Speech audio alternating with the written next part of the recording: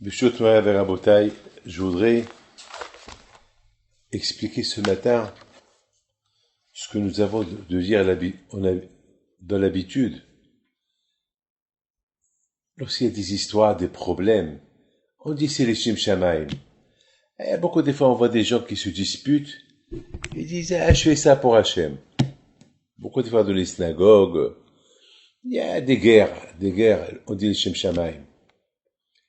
Et bien, beaucoup de gens, ils peuvent se tromper.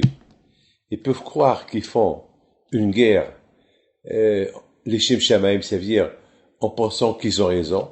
Au fait, ils n'ont pas raison. C'est leur intérêt qu'ils cherchent. Alors ça, Hachem, il n'aime pas. Il n'aime pas, Hachem, des disputes que on fait croire aux gens qu'on fait ça pour Hachem, et au fait, c'est pas pour Hachem, c'est pour un intérêt. Maintenant, Bémet, c'est dur de savoir. Moi, David Pinto, j'ai une barbe blanche.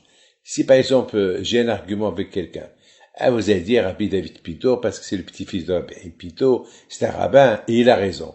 C'est pas vrai. Je risque de ne pas avoir raison. Je risque de chercher mon propre intérêt.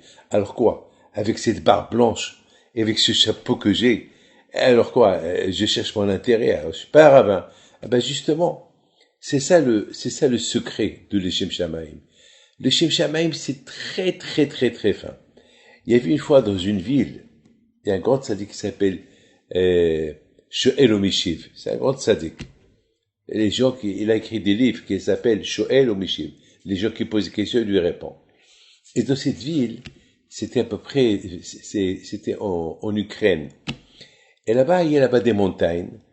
Et beaucoup de fois, les gens, ils allaient là-bas en été pour prendre de l'air, parce qu'il fait chaud, prendre de l'air.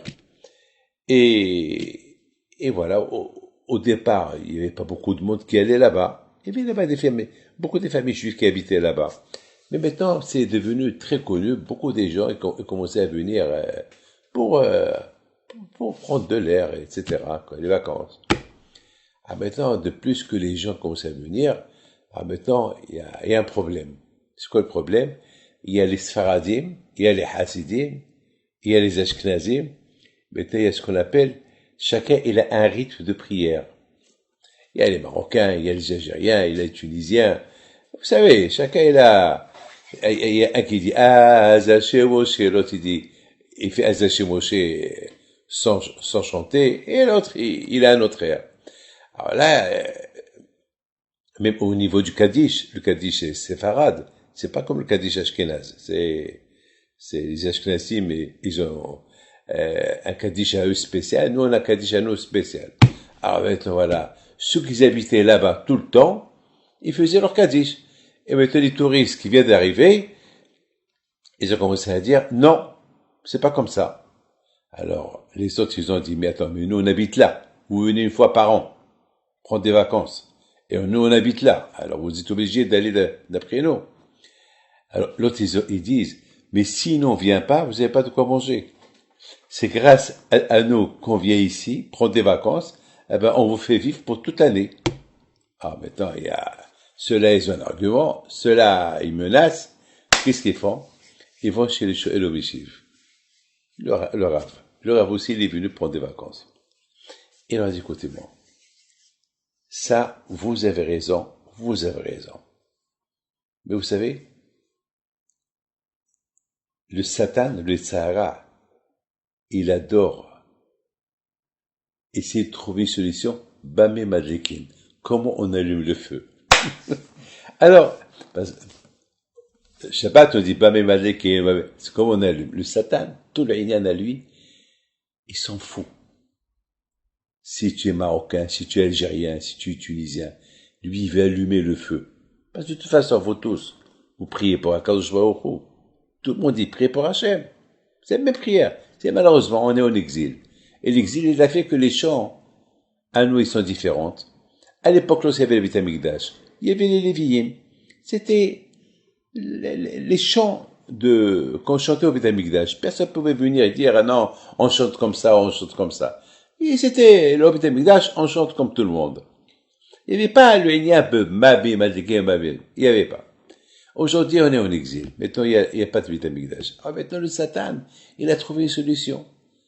Parce qu'il y a des Juifs qui sont partis en Pologne, il y a ceux qui sont partis en Turquie, il y a ceux qui sont partis au Maroc, il y a ceux qui sont partis en Tunisie. Alors chacun, avec l'exil, il a des airs à lui, comme par exemple les Timani. Ils sont pas comme nous.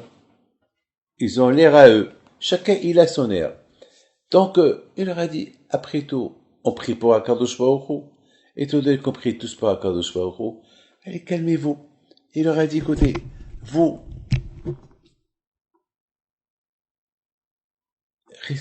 respectez ceux qui habitent là.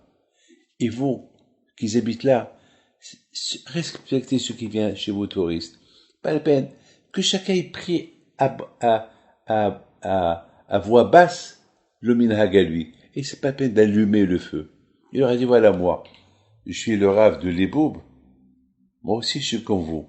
Mon minhag à moi, c'est de ne pas prier comme les gens qui prient là. Et je le fais doucement. Ah bon, vous faites ça? Oui. Pourquoi je vais? Pour prier comme moi je vais faire la guerre. Et je vais faire, et c'est ça le Satan. Le Satan est comme ça. Ben justement, je pense que c'était ça la mahloquette de Korah. Korah, d'un côté, j'ai vu dans des livres de Moussa qui disent que Korah, tout le système de Korah, qu'il a fait la guerre contre Moshe Rabbeinu, lui, il a dit à Moshe Rabbeinu, Moshe, ça est bon Hachem, nous tous on a quitté l'Égypte, nous tous on a écouté la voix d'Hachem, on est tous Kedushim, et chacun, il suit ce qu'il veut faire. Pourquoi c'est toi qui dois nous donner des règles? Toi, tu dois nous donner des règles. Voilà. On est capable. Moshe Rabbeinu a dit, leur a dit, Rav Lachem, Shevit Levi. C'est quoi Rav Lachem? Il faut avoir un Rav. Il faut avoir un Rav, parce que c'est pas possible. Le peuple juif, il ne peut pas être sans Rav. Il peut pas être sans Rav. Le peuple juif, il a besoin d'un Rav. Il a besoin d'un rabbin qui le guide. Si chaque juif, il fait ce qu'il veut, c'est l'anarchie. C'est la fin du monde. C'est la fin du monde. Il y a des Baalei Moussa qui essaient de dire que Korah, lui, il a dit à Moshe Rabbeinu, bon Hachem, on est tous à égalité. Ça y est, on a écouté la voix d'Hachem, on peut s'arranger, chacun, ici, chacun, il veut être un Kohen Gadol, alors que chacun il soit un Kohen Gadol. On va faire des élections. Et on va choisir, c'est pas toi qui vas choisir pour nous. Moshe Rabbeinu leur dit non, c'est Hachem qui choisit. Non. Rav Lachem Shevit Levi. Il faut avoir un Rav. Et je suis pas là pour rien. Et pourtant, il y a la mahloquette, et était les Shem Shamaim. Mais là où il n'y avait pas les Shem Shamaim, c'est que si chacun, il commence à faire ce qu'il veut, c'est la fin du monde. Si dans une communauté, il n'y a pas un président, c'est la fin du monde. Si dans un pays, il n'y a pas un roi, c'est la fin du monde. C'est pas possible. C'est comme ça. Alors, Be'ezat Hashem, que Kadosh Baruch Hu nous aide à suivre, Be'ezat Hashem, cette idée-là, de suivre nos rabbanim, et c'est ça ce qu'on apprend de la mahloquette, la guerre que Korah a fait contre Moshe Rabbeinu.